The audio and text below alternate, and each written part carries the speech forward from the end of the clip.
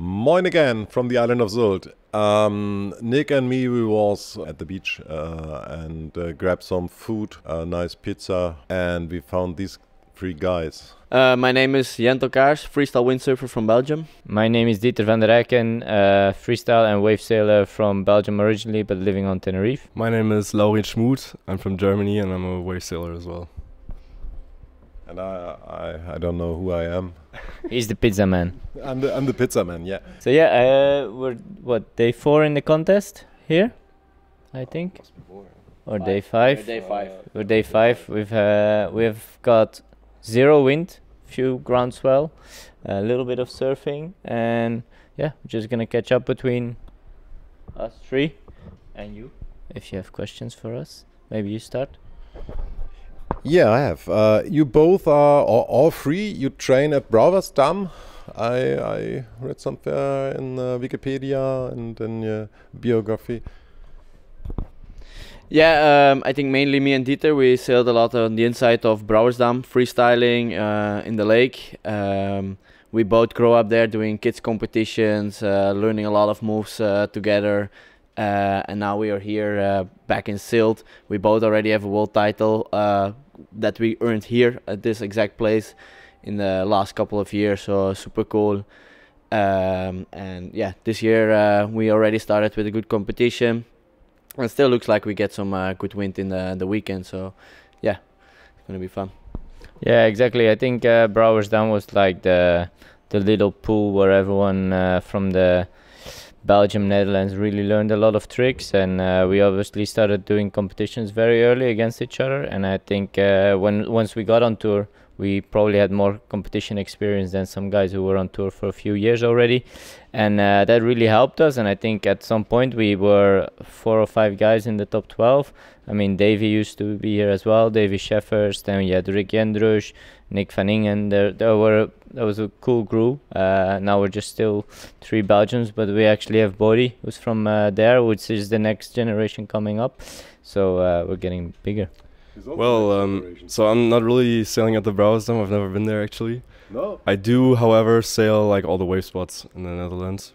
So I've been to Domburg with Dieter. I've been to Wijkansee, Scheveningen, like all those spots, which are like actually the closest spots to my hometown in Germany, as I live like on the west side in Germany.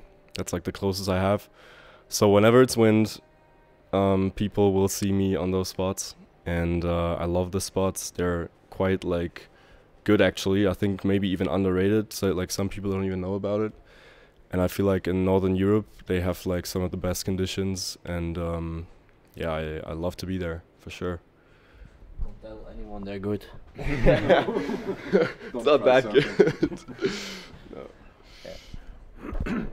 So what's your favorite tricks? Depends which discipline. Let's start with freestyle. Freestyle, I like the big moves. I like to go for like shifty shakas, double air culos, just the craziest freestyle moves there are. But I also like the wave guys, just the jumping moves, back loops, double forwards. So long as it's windy and we can sand it, I will be there. Yeah, for me, I think in freestyle, I don't think I do a single session without doing a Shaka. It's a classic one, but it's still like it's super hard to learn, and once you do it, it's really fun. And then in wave sailing, I like to jump, but I much more prefer to wave ride. So I think my favorite is the wave 360 by far. So for me, I don't really freestyle that much, but for sure one move that's like kind of a freestyle move, but we use in the waves very often, is a Shaka. So I just really learned them and unlocked them, and I basically go for one every session. And then for wave moves, for sure, like any jumps are really fun. You know, it's always like just like the feeling of flying around. Like for example, doing a massive back loop or anything gets me really like. And also like just the pure wave riding, having like a big turn into a nice section is like super fun. And yeah. Many moves. Yeah, a lot. How long does it take to learn a Shaka if you are average surfer? For an average surfer to learn Shaka, It really depends a bit on the conditions, but for me, for example, it took me 1 year to land my first one, and then almost another year to get consistent. But then I was 14, I think I was 14, so it was a bit, I had to do perfect technique. I think if you get some tips, it definitely helps. So if you want to learn it, look online. I think he has a clip online, get some coaching, and get those tips so you can do it a bit quicker. I think everyone can learn it, but it's a harder one to learn, I would say. Yeah, indeed. Shaka is one of the harder ones to learn, but once you really get it, you can do it in any kind of conditions, from light wind, strong wind, and it's the best feeling move, just this floaty feeling. I don't think we have many other moves that is such a much float in the air, so it's a really cool move. Dieter does good coaching in Tenerife, so go to him and learn it. Well, I don't really know. Like, I think I landed my first one 4 years ago, and then it took me like another 4 years until now, until I really have it unlocked, like on the waves, to get it back into the wave as well. Obviously, it's a bit different to like a freestyle Shaka, I think, still, because you really have to like try to go for the section, like make the section like throw you back into the wave. But yeah, it's definitely not an easy move. It took me a long time, and I think it's kind of depends on like how many are you gonna try in each session. And I went for one basically every run, so that's the way to learn it. Yeah, not easy for sure. I think the jibe is the thing what is the separate people who are surfing or start to surf until they reach this level with straps and everything. Then learning the jibe is the most important thing, and a lot of people stop windsurfing because they can't do it. This is what I see. A kleines Abitur, what was the English? No, it's like you're going to school and you have your last grade, and the jibe is the ultimate test to jump into your world, learning all this stuff. And last piece of the puzzle for a lot of people is the jibe. How long does it take until you do it? I think you need to, for the jibe, what I see a lot of people is we love planing, so I think first thing we learn is to get on the plane. Once you get on the plane, people start to get hooked to windsurfing. But then they love the feeling so much, they don't want to spend time laying in the water. So they go sailing for an hour, but they do super long runs, try a jibe, fall in, and do super long back. So what if you want to learn the jibe, make your run 1/4 of you normally do. Go to a place where it's maybe just ankle, like hip deep water, so you don't always have to water start if you can find a place like that, and try a lot, and look online. There's a lot of tips online, but I would say repetition, and people get too stuck in like, I'm just gonna play and I love this feeling, and they never learn the jibe, and they'll be windsurfing 15 years, but because they never really committed a bit of time on learning the jibe good, they kind of get stuck. And then if you want to go to the waves or anywhere else, you're never gonna do that. If you can do the jibes good, you're gonna get out of a comfort zone and a new door opens. Yeah, exactly, but it doesn't mean that you need to have a really good jibe to learn other things. I still see many pro riders falling in on a jibe, because you don't need to do a perfect lay down jibe. You can also just do a fast jibe, just to turn and wait for the next wave or go for the next move. I think there are many freestylers who actually almost never do a jibe, because they always do a move one side and they turn 540 out and do another move other side. So even if the jibe will not work out for you, it doesn't mean you have to quit windsurfing. You just enjoy it and have fun. We have one question from the audience. Jentel or Dieter, do you have any tips for a flaka?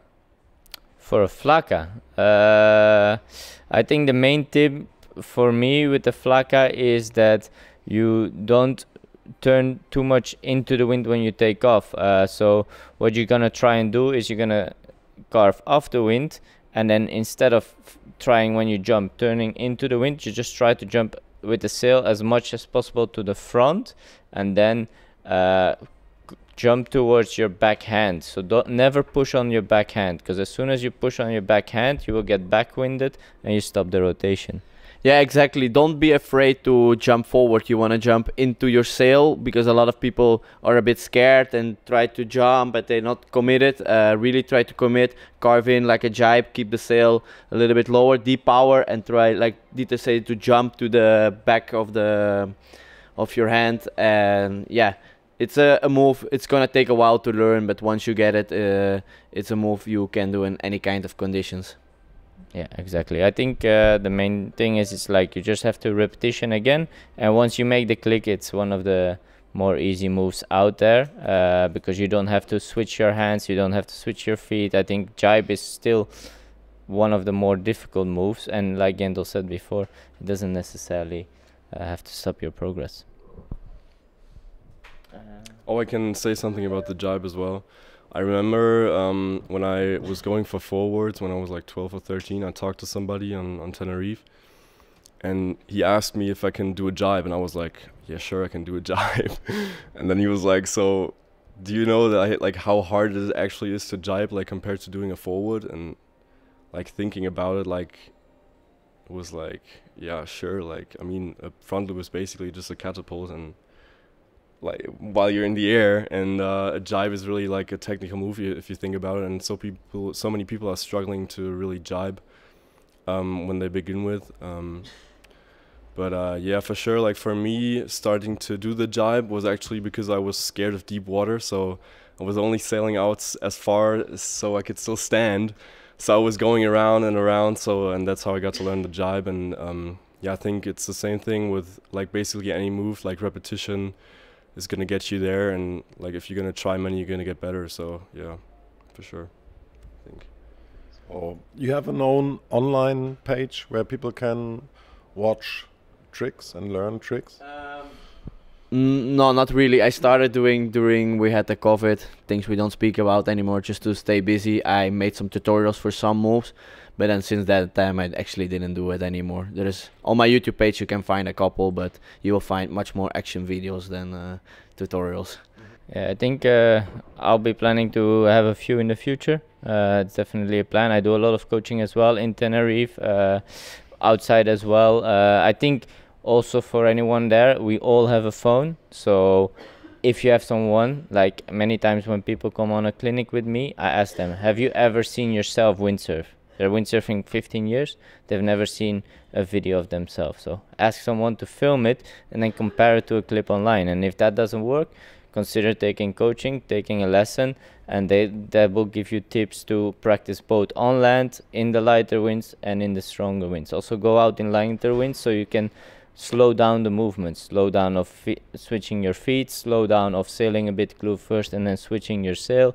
And all these things together really helps. You know, a lot of times people, when they learn windsurfing, they go to a school, they learn the basics, and then they never do any lessons again. And I think that's a mistake. I think, you know, you come to a certain level, take a bit of lessons, get tips, and you will progress quicker. We all have we as pro riders, we have a lot of days on the water. We have I sail around 180 days a year, which is a lot, but most people who are watching this will sail between 30 and 50. So if you want to keep progressing, consider sometimes maybe to take a few days lessons, so you have something to work on structurally during those 30 or 50 days, so you can enjoy it even more. And then you don't like forget everything, you know, write everything down after your session and just read it. Like when you're in work, you also have a post note. Make the same for windsurfing, and that will really help you progress.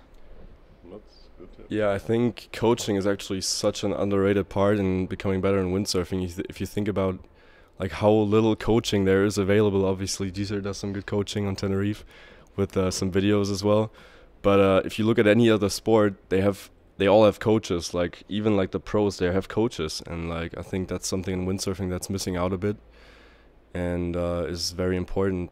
And you know, to see yourself do and then compare to other pros and see how they have the technique gets you a lot better, I think.